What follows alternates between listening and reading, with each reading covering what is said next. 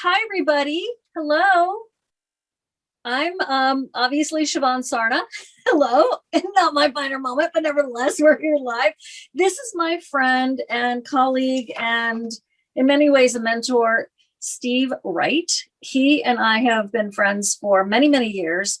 Most importantly, about how this impacts you is that Steve is a health engineer. And he has been trained as truly, like, really legitimately an engineer, but he is one of the smartest biohackers, health hackers, whatever you want to call it, that I know. And whenever I have an obscure question to ask about a medical scenario or an out of the box thought or something I've read or a study or something, I so frequently turn to Steve and I'm like, what do you think about this? And he always is like, oh yeah, I just read about that. That's awesome. Or whatever you do not even go down that rabbit hole, Siobhan. Back off, back away. So back away, abort. Yeah, like, don't go there. Steve is a gut expert. He truly is. He and his previous business partner, Steve Jordan, created the SCD Lifestyles blog and website, and they're really some of the very first people to educate the masses online about leaky gut. So truly an expert there. He's friends with Dr. Allison Seebecker. He's mentored both of us in terms of how to get the messages out to the world. And it's a pleasure to have him here. He's become a product formulator. He's always had a dream. I'm talking about, you're not here, Steve. He's always had this dream of formulating products, and just the stars didn't align, but they finally did. And he did his research. He has gone the distance of what you would want any product formulator to do to really find the best and be like, no, that's what everyone else is doing. I don't want to do that. Oh yeah, that, I love that.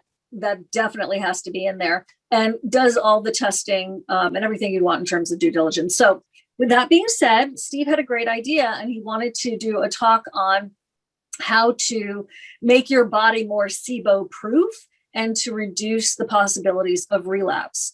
And a lot of us know, if you've been following the work at SIBO SOS for a while and you've taken a SIBO Recovery Roadmap or whatever, all these great courses that we have, that Prokinetics is one way to help with preventing relapse. It's a big, big point that Dr. Allison Seebecker makes all the time. Steve had some other ideas that I thought were really helpful and useful, and that's why he's here today. Hello, sir. Long-winded introduction, but I wanted to make sure everyone understood the why, about why you're so important to us. Thank you. Thank you. It's great to be here. It's always great to spend any time I can with you. Thank you. Thank you so much. Okay. All right. So Steve, I'm going to do this because I'm a smart person now, and fill my screen because I'm a TV person. I'm supposed to know how to do this. What are some of the things that you want us to know about how we can sort of SIBO proof our bodies? Yeah, this kind of came from just interacting in the SIBO SOS Facebook group, and just kind of monitoring what was happening in the group, and also my own journey with gut health. It's like when you make a step in the right direction, like, you really don't want to give that up. You don't want to give up your wins, and when you overcome something like a gut infection or some sort of like detox issue, like, you don't want to get that again. Like, you're not like trying to like get mercury toxicity again. Like, you're like, I did that, I'm good. Prefer to never go through that again. Right. And I think with SIBO, man, I think we have a lot to do when it comes to making people more SIBO resistant or SIBO proof, like you said, or just like, man, how can we do this once and like really set up a lifestyle that can allow us to go back to what we wanted to be doing, which is probably a lot less worry and a lot less focus on what would happen if we were to get this again. So, and I think actually all the stuff we're going to talk about is going to apply if you are currently in a SIBO treatment as well. Oh, yeah, no, that makes a lot of sense. And this is where you maybe squirrel this away for another phase in your SIBO recovery roadmap algorithm, or you're going to dive in right now. Okay, get us started, Steve. What's one? These are not in order of importance, right? They're all important. No, yeah. Where do you want to start? Pick one. Meal spacing. Meal spacing. Okay. Well, I don't know if anybody else is like me, but I'm an emotional eater, and I'm okay saying that now. And I've struggled with that in the past. And I work a job in which I can be in some stress, and I can soothe I can end up soothing through emotional eating. I also come from a background of performance and athletics. And when I was growing up, you were like educated that you should like drink your protein shake after you work out. And then like 2 hours later, make sure you eat again, because that makes your muscles better and you look sexier and all these things. And then it became like, well, if you eat every 2 hours, then you balance your blood sugar. And this became this giant important myth that is like true for like a very, very small percentage of people, but very small percentage. In fact, you should get a glucose monitor if you actually think that's an issue, and you might find out that it's a lot of it's psychological. And so that's hold something, a whole other thing. Just hold the frick on, okay? Like, I've seen those on TV, and our friend Rita Marie has one, and Summer Bach, I've seen them in person with it. I'm like, does it hurt? That's why I don't know. Not for me, it doesn't. Well, you're a badass. I don't like needles, so like I'm just like horrified by that idea. But I find the finger pricking of anything for ketones or glucose to be much more painful than just this once every 14 days. And when you roll over to sleep, does it hurt? Nope. The only thing I found is that in the beginning, like in the shower, I would like be washing and I would catch it. So I did that a few times. That didn't feel. Yeah. But, okay. Thank you for the side note. Go ahead. So anyways, I wanted to bust some myths just to say that, like, in general, I understand why you might snack and also why you might believe you need to snack. But gut health research, Dr. Seebecker, like, I think everybody who's a SIBO expert on your summits and your talks has said, stop snacking. And so I don't want to be the guy who's like, hey, like there's a giant, I don't know, like spider in the room, but there is this elephant or spider where if we're eating all the time, the migrating motor complex, peristalsis, everything's all confused. Your hormone cycles, your cortisol cycles, ghrelin, all this sort of orchestra of things that come together to cleanse the intestines gets really confused. And I think it sets up the conditions, it sets up the ecological conditions for SIBO, candida, some sort of just odd microbiome experience. And so if you're capable of doing a eating window diet, like some people are really into this, like 16-8 or some version of that. Great. Explain what that is. Can you explain what that is? Yeah, so that's where you choose a period of time where you don't eat. So like maybe from 8 p.m. until noon the next day, you only do liquids, no calories in those liquids. Some people do like 8 p.m. to 10 a.m. Like there's no, some people will swear there's an ideal way to do it. The point is just make sure there's a long enough break that your body can cycle through not having calories and cycle through the migrating motor complex. So if you're someone like me who struggles with snacking, who works at home now and just has access to too much food because we are abundantly in the Western world, very grateful for all those things, you might try an eating window. That way, when you are snacking, it's like compressed down to 8 hours a day or 6 hours a day. So. Before you go on, in case we have some new people here, hello. Could you explain, or if you want me to, I will, the migrating motor complex, also known as the MMC, when you're reading the books and the blogs and the literature and you're in the Facebook group, just if you want to explain that. I can, but I think they should buy your book and they can read all about it. What's your book say? What's your book say about the migrating motor complex? Tell them real quick. Okay, well, the migrating motor complex is the sweeping wave of the small intestine that Dr. Pimentel refers to as the sort of crumb cleaner. Imagine yourself at a white tablecloth restaurant and the garçon, the waiter comes around and they have these little like tubes and they sweep the crumbs off the table so it's all pristine. So the migrating motor complex is that action in the small intestine, getting rid of the debris of old food particles and including the bacteria, which remember, SIBO is small intestine bacterial overgrowth, so it sweeps it out so that the bacteria is not present to be able to overgrow. And one of the reasons we get SIBO is because our migrating motor complex is either malfunctioning from food poisoning, antibodies, or you have adhesions. And so literally your tissue can be pulled out of the way. And even if you have a good migrating motor complex, it doesn't function fully effectively because maybe your tissue is misplaced, so to speak, within your body. How's that? And okay, thank you. And wait for it. Steve already touched on this, but the migrating motor complex is inhibited when you consume calories. So that's where this meal spacing comes into play. And I have a theory, Steve, and that is that maybe one of the reasons why so many people benefit from intermittent fasting, there are lots of reasons why, there's tons, but one of the side benefits is that they're giving their migrating motor complex a break so that it can actually work. They're giving themselves a caloric rest so that the migrating motor complex can work. Anyway, thank you. There you go.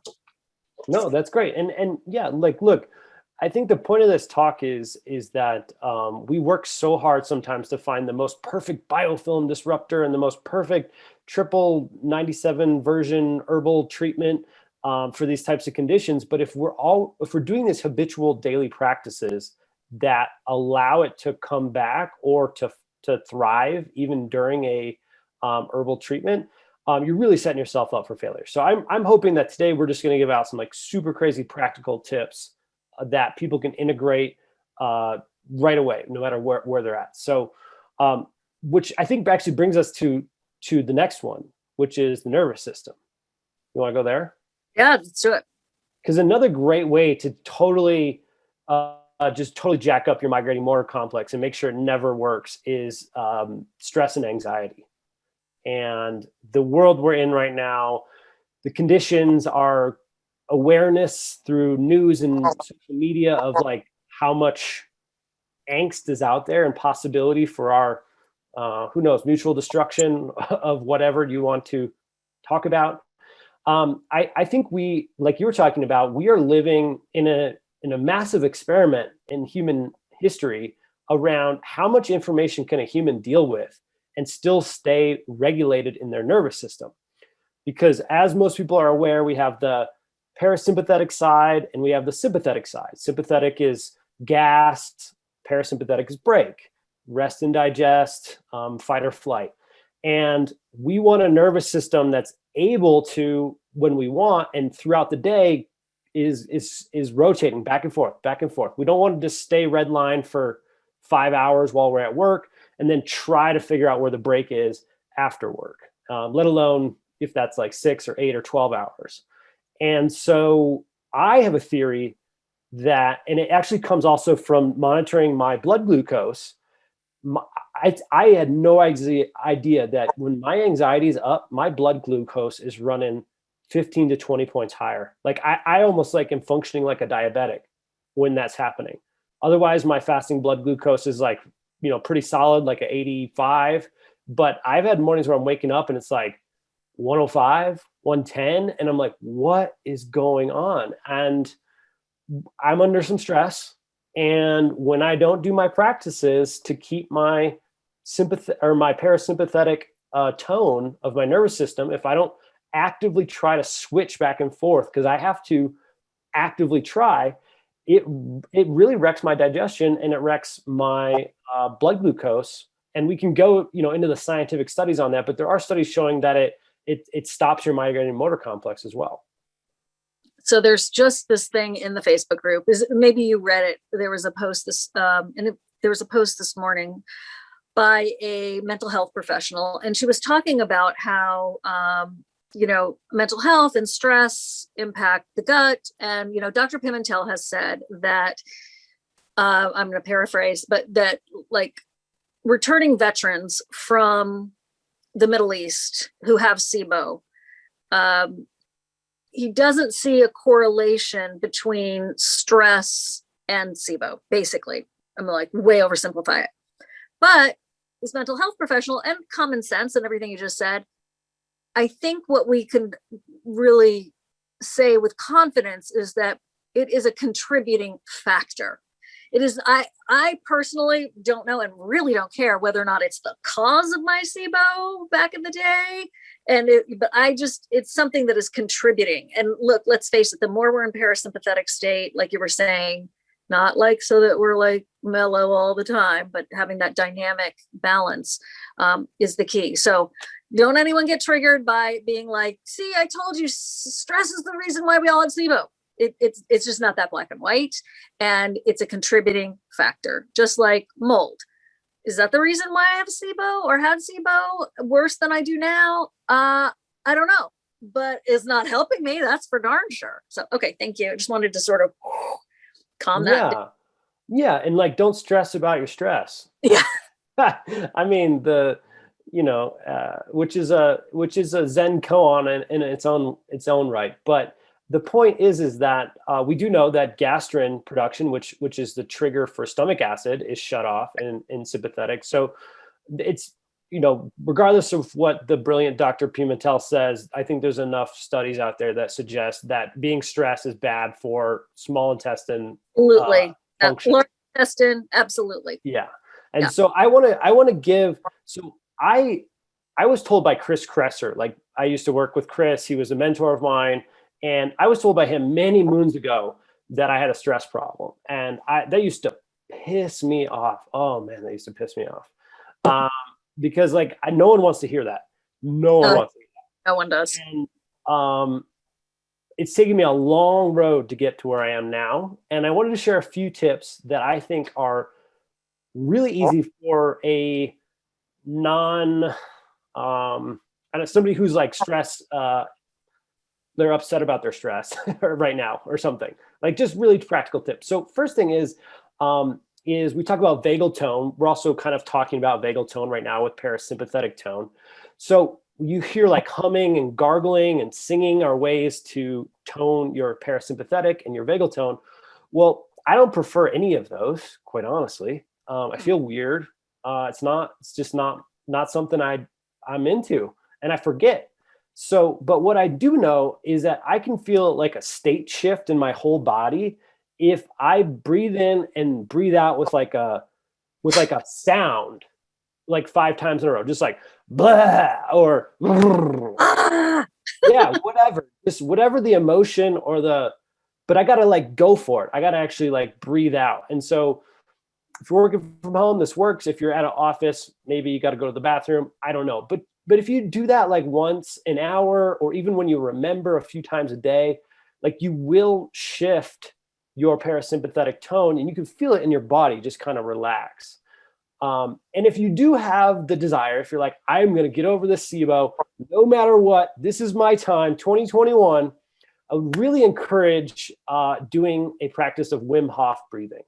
This is another sort of Western meets Eastern tradition that has scientific literature behind it, as well as I just noticed a profound state shift in parasympathetic tone if I do it. And you can just Google Wim Hof guided breathing on YouTube.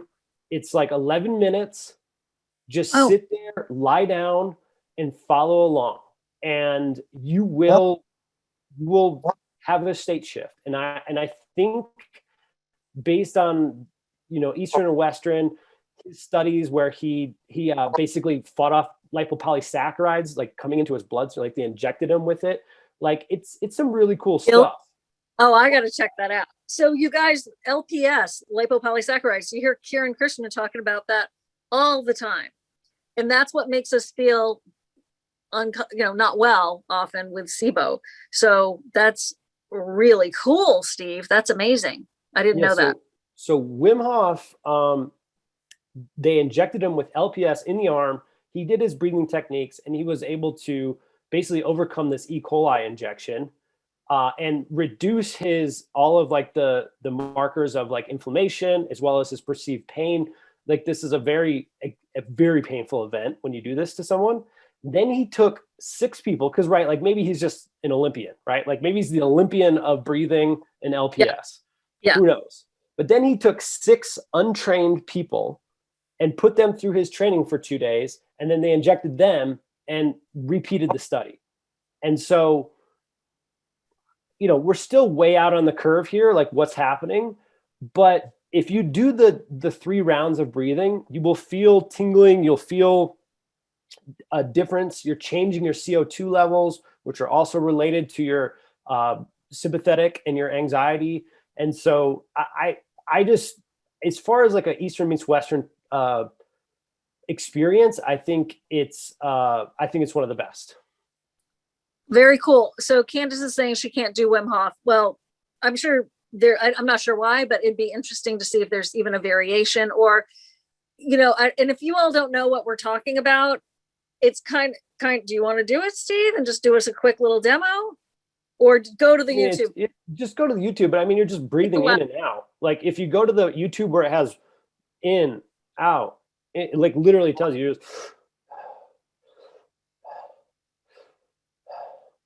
so like that's all you do for 30 to 40 breaths. How do you spell Wim Hof? WIM and then space HOF.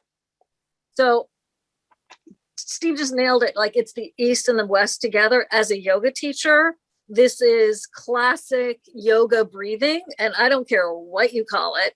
Awesome. It's a beautiful, beautiful technique. And if you've never done anything with breath work before, you're just like, oh, I'm having a great day. That's fine too, but there's just ancient science behind all of this. So definitely worth checking out. And it's free. Come on. Yeah, it's totally free. It just requires effort. Yeah. Oh yeah, there's that. Okay. So what else you got, Steve? That sounds great. That's a great suggestion. Okay, well, that was two. What was our other one here? I'm looking up I'm looking up your email. I mean, I know we got stomach acid. I know we're going to talk about that. Let's talk about that next. Yeah, because Okay. that's really important. So I have gotten, and this is not my idea. This is a naturopathic tradition, which is to focus on the terrain more than the invader of the terrain. It's like, if you have an invasive species, you can go and try to like kill every single one of them. But normally they evade your detection. And instead you can focus on creating a more inhospitable terrain for that invasive species. And so if you think about your gut as a ecological system of biofilms and microbiomes and, yeasts and viruses and all this weird stuff that we are just barely learning about, our skin has a biome, everything is a biome. We want to create the conditions to have the healthiest terrain, basically the healthiest ecosystem.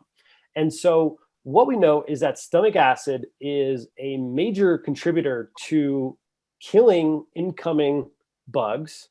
It's a major contributor to breaking down your food such that you can absorb it. It is a major contributor to the peristaltic waves and essentially moving the food through your body at the appropriate time, because you don't want to go too fast, you don't want to go too slow. And then, it seems related to the migrating motor complex again as well. But I think there's a significant number of SIBO experts that would suggest that inhibited stomach acid is going to cause the conditions to be more right for continued SIBO. And so I'm a huge fan of everybody really, really investigating. Give it one shot, whether it's HCL Guard or whether it's someone else's product, but please try to do a BTN HCL challenge. It really can be the difference. Okay, so what is that challenge? So that challenge, and you can Google it, most of the instructions follow the same sort of basic philosophy, which is you get a product that has betaine HCl, which is an acid that is in your stomach, with pepsin, which is the number one proteolytic enzyme in your stomach. And you take one of these pills. Hopefully it's at least 500 milligrams. There's some very underdosed products on the market, but 500 milligrams or more. And you take one with a standard meal that you would eat. You should take it, potentially like right as you take your first bite with a little bit of food, or right at the end. Yep, that's the HCL Guard. Yep. So that's a stomach acid HCL support with a Prokinetic. So with that one, the difference between our product and everybody else's product is that we have organic ginger and DGL and Intrinsic Factor, which are all kind of parts of it. Can you go over what, I can't see that, can you? Yeah, the camera's not focusing on it. What is DGL again? Deglycerinated licorice root. And then organic ginger and betaine hydrochloride and pepsin and what's intrinsic factor again? Isn't that having to do with B vitamins? Yeah, B12. So it's basically like basically what I like to call it like the bouncer for B12.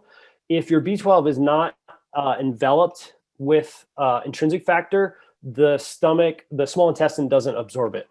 And so we know that B vitamins can often be malabsorbed in all kinds of gut issues. And so intrinsic factor is normally released in the stomach.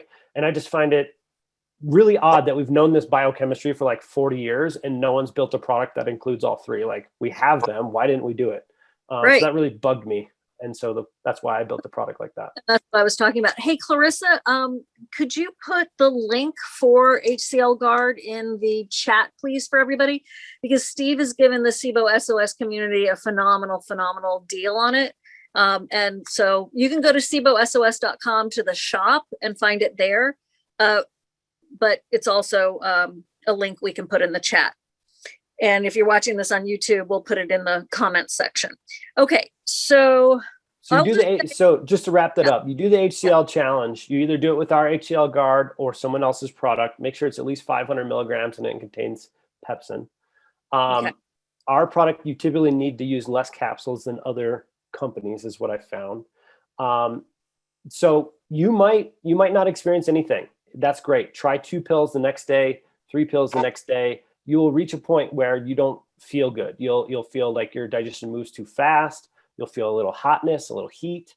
And so that means your ideal dosage for your current terrain, for your body, for its issues right now is like, say, 3 pills per meal. And so that's where you'll stay, usually for like 6 months, maybe 10 months. At some point, most people begin to need less and less, and then you go off of it. And so that's the beauty of it. And I think Dr. SSL, which is, he's done lots of your shows with you. Even Lewis, yep. Yeah, so he's a awesome guy, mentor as well. And I think he said about 75% of his IBS patients, when he tested them, experienced low stomach acid when he actually tested them. So it's not everybody who has SIBO, but it could be 75%.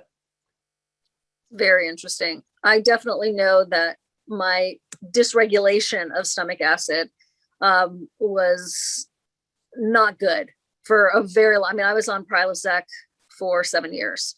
So, that's a very long time to be on that drug. And then I did something very similar to what Steve is talking about. This is before he had his product, and it changed my life. There's just no doubt. It's totally transformed my life. I had to try it 3 times, but on the 3rd time, it was the charm, and I was able to stop immediately. So getting those HCL values right is super, super important. Okay, so remember, go to just for the record, we have a health coach on staff who can walk you through that process, because it can be confusing. And I'm committed to people getting their stomach acid right, even if we have to hire a whole army of health coaches for free. So to help y'all, because it's that important. The same thing happened for me as it did with Siobhan. I was very concerned. It was weird.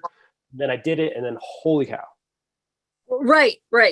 And I was like doing the overnights at the time. So my stomach acid was already super weirded out. I had done them for 6 years without coffee. I then finally, out of desperation, did coffee, which will totally mess you up. And it really did work. Okay. So Diana's asking, I have sleep apnea. Does that mess up CO2 levels? I think you're talking about the Wim Hof breathing. I don't know. I would just Google that. And there's probably Wim Hof coaches around the world who'd probably be thrilled to answer that. And I'm sure there's a Wim Hof Facebook group. So speaking of Facebook groups, Steve, what is your Facebook group? And by the way, very rarely do I suggest other people's Facebook groups, because I don't know how they're run, and I'm super protective of our community. But Steve's, I know, will be wonderful. So that's just for people who have the product. Yeah. For our customers, we are committed to giving as much individualized attention as we can to every single person. And so I have a health coach, Kim. She's amazing. And then I am in there every other day or so to try to help people as well. So yeah, any customers, that's a customers group. We're all about sort of action and talking about other people's products. So how do we get invited to it? If we buy, you send an email inviting people? Yep. Okay. Yep. You get multiple emails. Okay. All right. So can't be understated.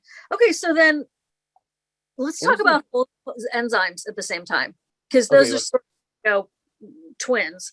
They're not twins, but they're companions. So this is HoloZyme, which is the other one of the other supplements that Steve has put together, and his story about it is very intense about how he's tried so many and what he wanted in it and the like. I don't have a bottle of that because it's downstairs in the kitchen because I take it when I eat.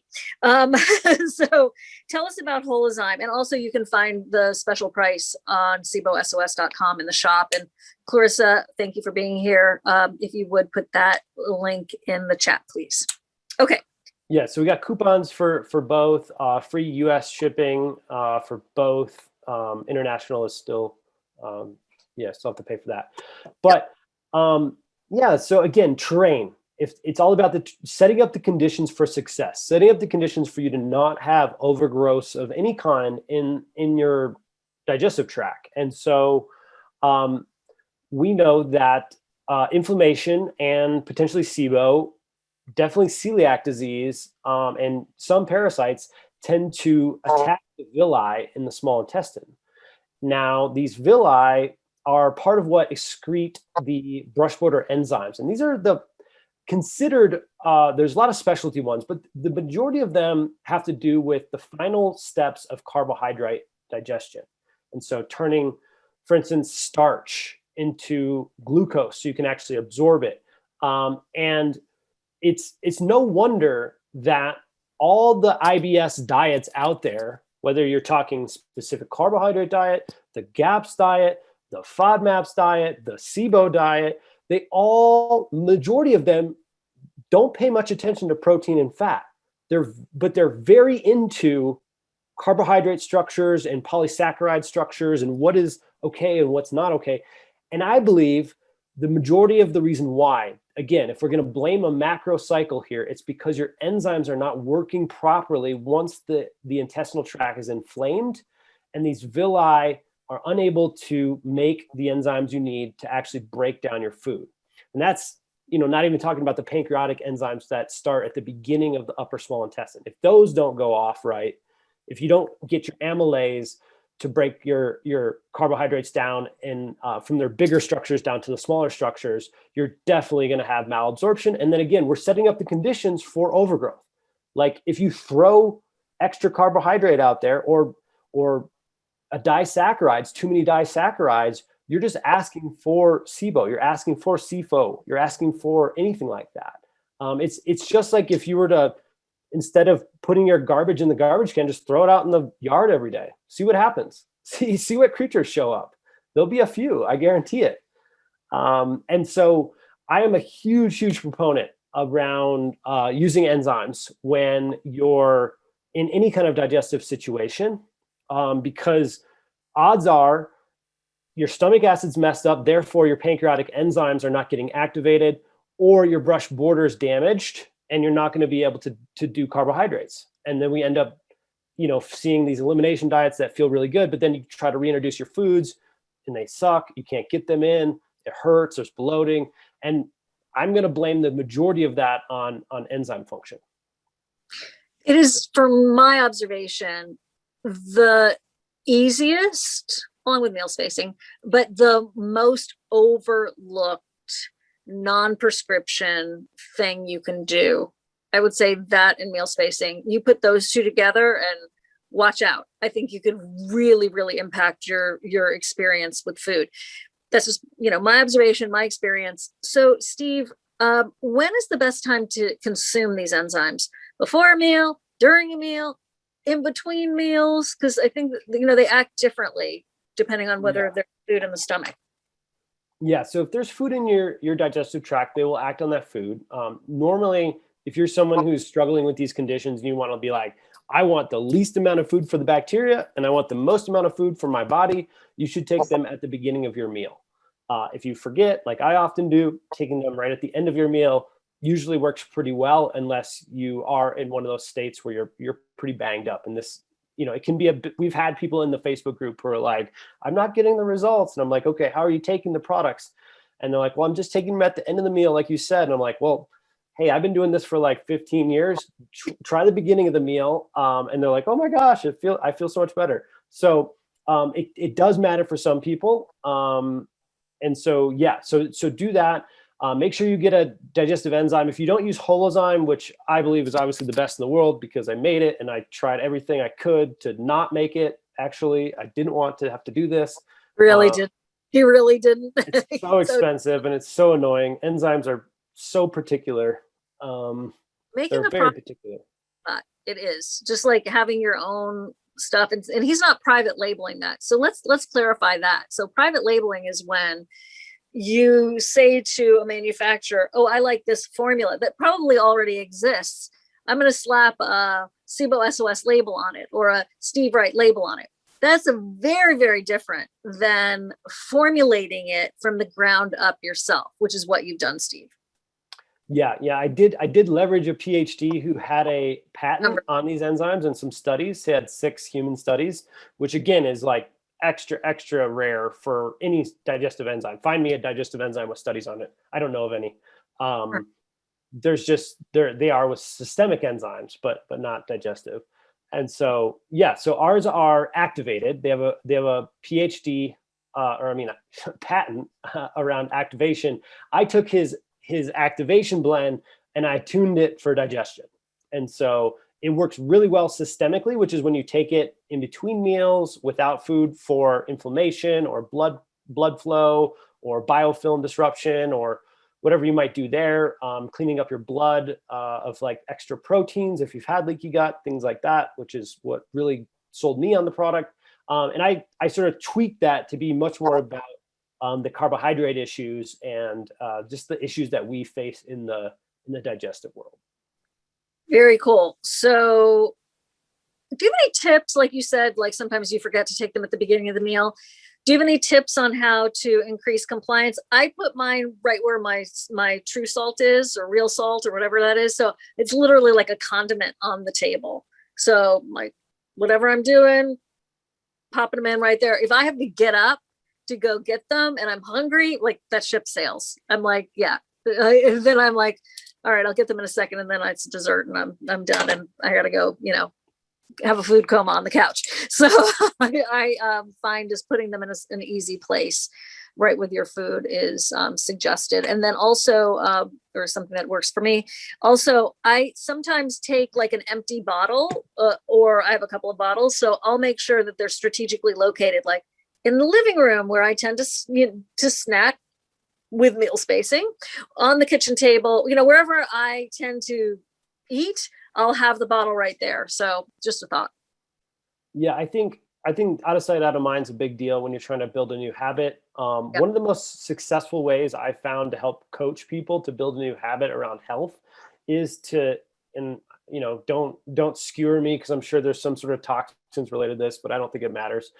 Is write on your hand the number of days you're in compliance with your new habit. So write a 1 with a pen and then a 2. So each time you do it, or use a sticky note system on your fridge, and you get to like almost like a kindergartner, like you get a X or you get a smiley face. But the on the hand thing is just an all day reminder that like something's different today. And so I find that to be the most effective. Oh, I love that. I used to have this one calendar and it was totally devoted to my habit pattern. And I was doing this long run of exercise at the time. And my big reward was just like marking off. And there was nothing else on that calendar, just like, I did it today. And it felt so damn good. And then you see the months. Also, I'm obsessed with these Frixion erasable pens. So that might be something if you wanted to write on yourself. They're on Amazon. I have terrible handwriting because my brain goes so fast. So an erasable pen is an integral part of my existence. Hello. So anyway. And the other thing I'll say is, I believe that when someone notices a difference from a product, that it like with the betaine HCL, you and I, our experience with that, we were like, that's cemented in our brains forever. And so I would say that if you're watching this right now and you have any enzymes in the house and you're like, I don't like, dude, I tried, like, Great talk. I'm going to try the other stuff. I'm going to try the Wim Hof, but your enzyme thing is just, it's just old. It's not cool. It's two 90s. Double or triple the dose. At some point with any brand, at some point you'll reach a point of where the activation and the amount of units of the quality of the brand will do something. And so I do believe that, even with most brands, if you try like 4 or 6 per meal, you should notice something, and hopefully a positive thing. Now, if it doesn't work, please try HoloZymes. We'll give you your money back. If it doesn't work, that's how much I believe in this stuff. And that's like the culture I want to build, is like, these products are so good that you'll notice them. And if not, that's cool. We'll give you your money back. Go try something else. Yeah. It's all about, choices and options and freedom and integrity. All right. You have one more thing on the list about how to be, I'm calling it SIBO proof, but how to reduce relapsing in SIBO. Prokinetics. We need to talk about Prokinetics, which is in your HCL Guard. So let's talk about that, and also movement on the ocean. Yeah. We need lots of motion in the ocean. So there is a really cool study that I found just the other day that whole vibration plates, so those plates you see at the gym, or like the biohacker plates that Dave Asprey's on. I have one. Look, you guys, I have one right under here. Don't judge me about if you see dirt on my floor, but look, I have one. It's right underneath. Awesome. Okay, go ahead. Yeah. So spending time on those does all kinds of really, really cool things for the body. We're talking lymphatic drainage. We're talking osteoporosis prevention, and sometimes even rebuilding of bone, like if it's strong enough. But there's a cool new study where mice and then humans actually had better microbiome diversity.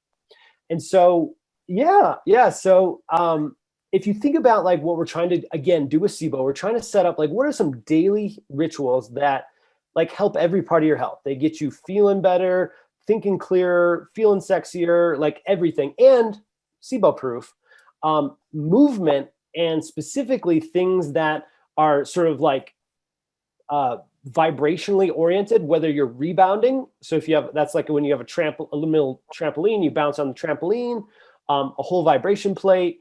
You can also do like jumping jacks or like air squats. Like there's those inversion tables, anything that like just really messes with the body's internal lymphatic flow, as well as the blood flow. I do believe, and there's some really just weird, odd studies out there showing that you're going to be improving your microbiome.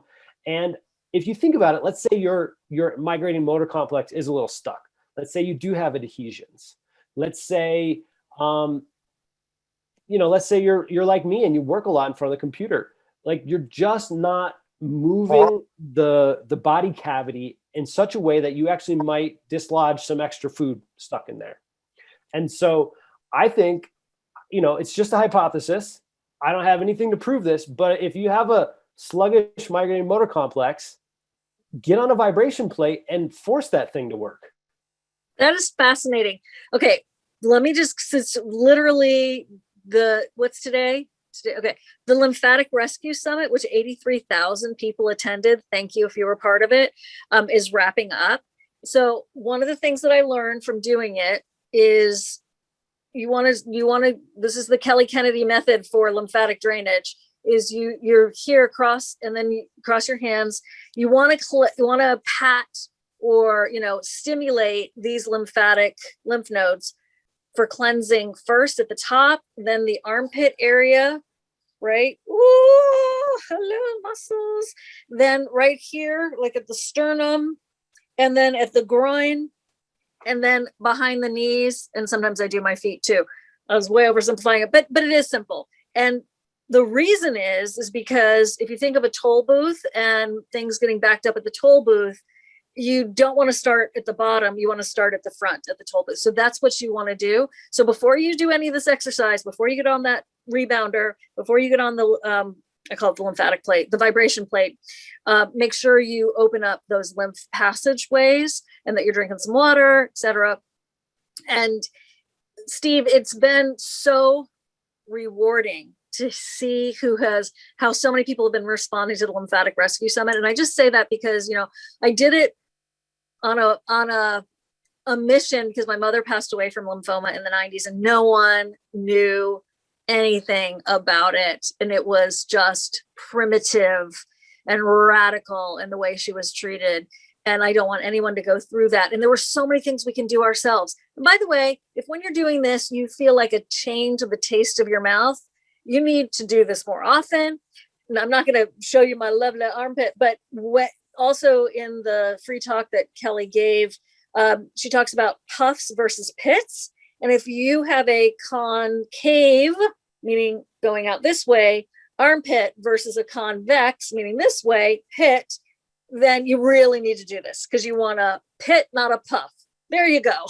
So yeah, it's just good to be able to do an instant check. And if you keep working on it, you can definitely transform that. So that's really interesting. The whole osteoporosis thing is so interesting about the rebounder and the vibration plate.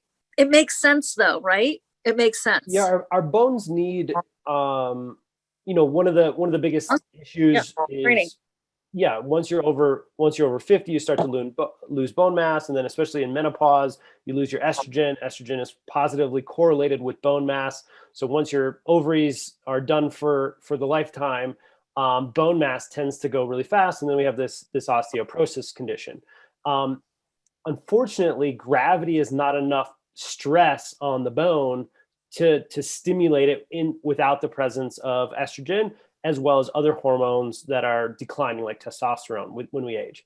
And so we need to up gravity. And so you can do that through strength training, but it has to be you have to move weight, not 10 pounds. You got to work with a trainer and work up. You can do it with rubber bands, safer ways than just some grunts like me in the gym trying to do it. Or they have these really cool vibration plate studies. So between banded workouts and vibration plates, that's what I'm trying to get my mother, who's 60, almost 64 now. I'm trying to get her into that pattern. I don't think she's bought into the habit quite yet, but if I could just joystick her around, that's what I'd have her do, is a little 10-minute banded workout every day, and then 10 minutes on the vibration plate. And then, there's a lot of studies that suggest a certain amount of activity every day is positively correlated with better microbiome diversity and less IBS. And is that because you're reducing your anxiety? Is that because it does something when you juggle or when you jiggle your intestines around? I don't think anybody knows the answer, but there has been a big movement in the chronic health world to not exercise, steady state cardio, or I don't feel fatigue, and I get it. I've had some pretty hard times in my recovery, but some of the people who need to move the most are most tired. And so if I can get that message out there, just to, whether it's 10,000 steps, if you can't do 10,000 steps, 5,000 steps, anything like that, I really do believe that getting some more activity into the body system and just shaking it up literally is really good for SIBO proofing. That's really interesting. It makes sense. Guys, we are, we can get stagnant. And it doesn't mean that you have to go kill yourself as you're exercising and create an inflammation response. So that's, when I used to get Rolfed, I was no pain, no gain. I was, really feeling good for 24 hours after a Rolfing. And I'm just using that as an example. I know they've evolved as well.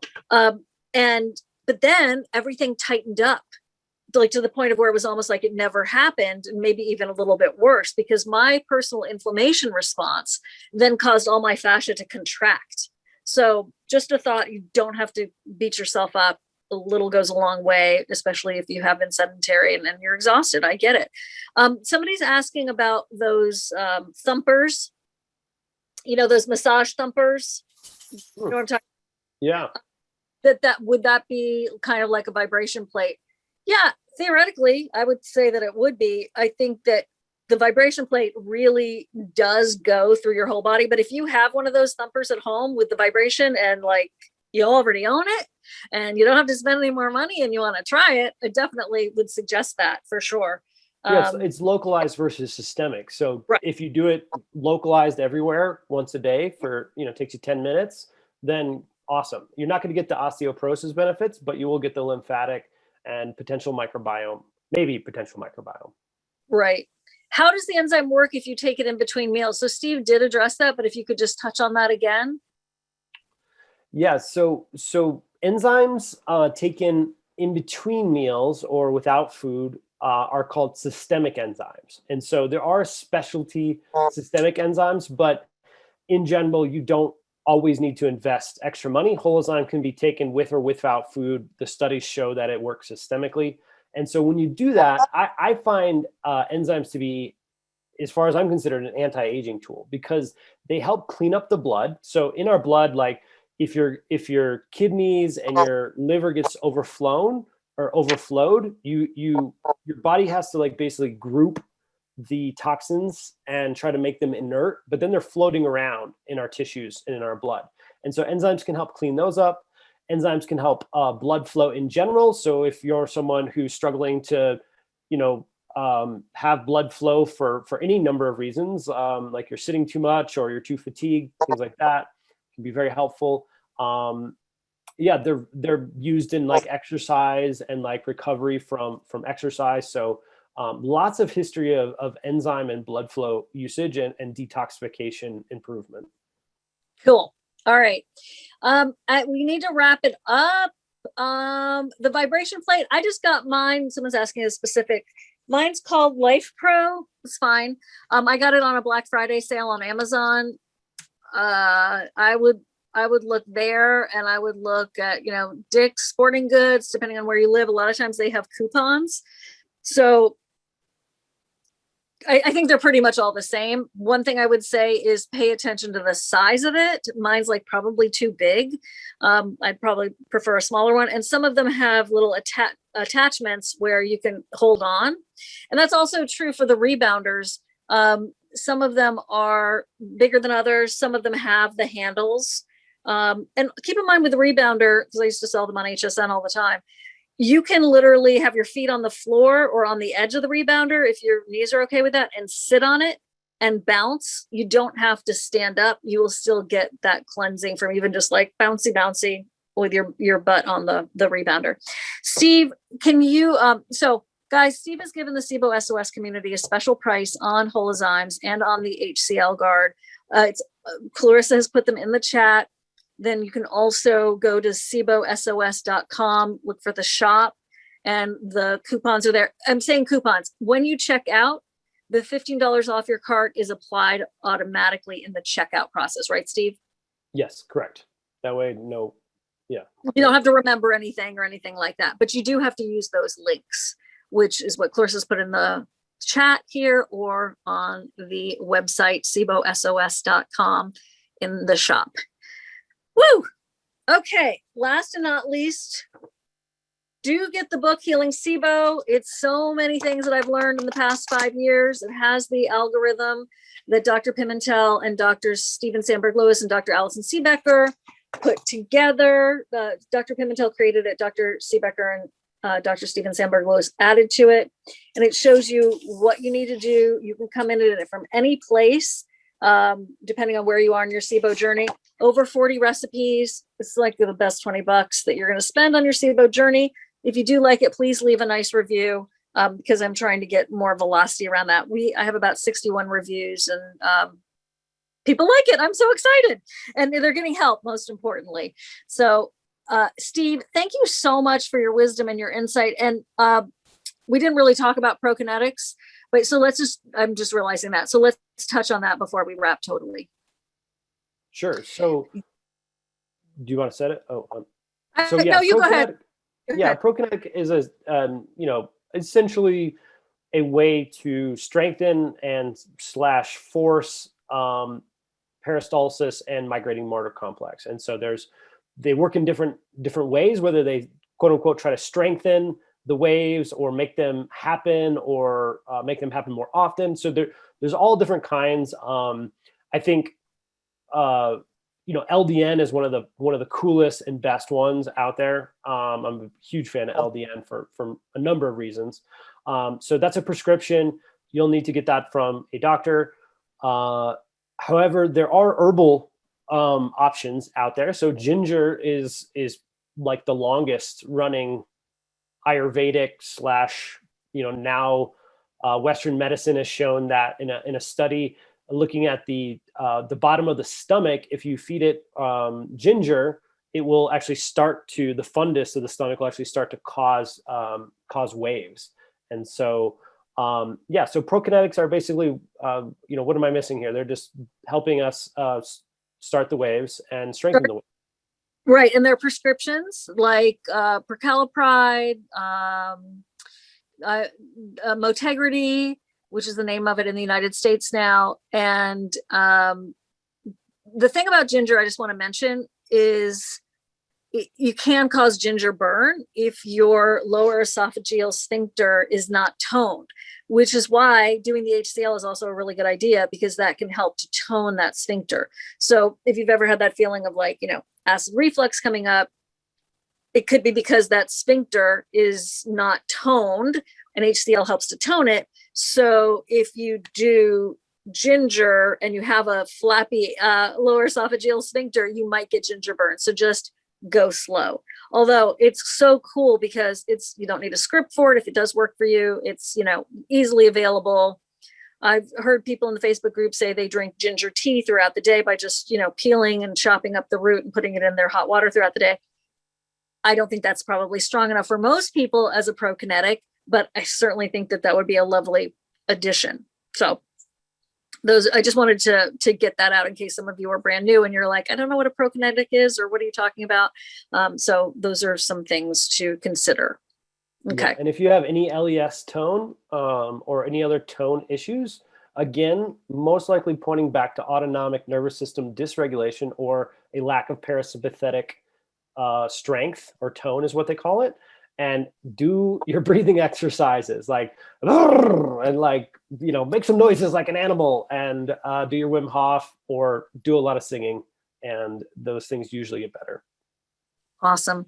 Steve, thank you so much. We will see you next time. We really appreciate you so much. And I look forward to hearing everybody's experiences and how they're going for you. And you can actually go to the Facebook group, SIBO SOS, and, just type in HoloZymes or type in HCL Guard. And there are some posts about it.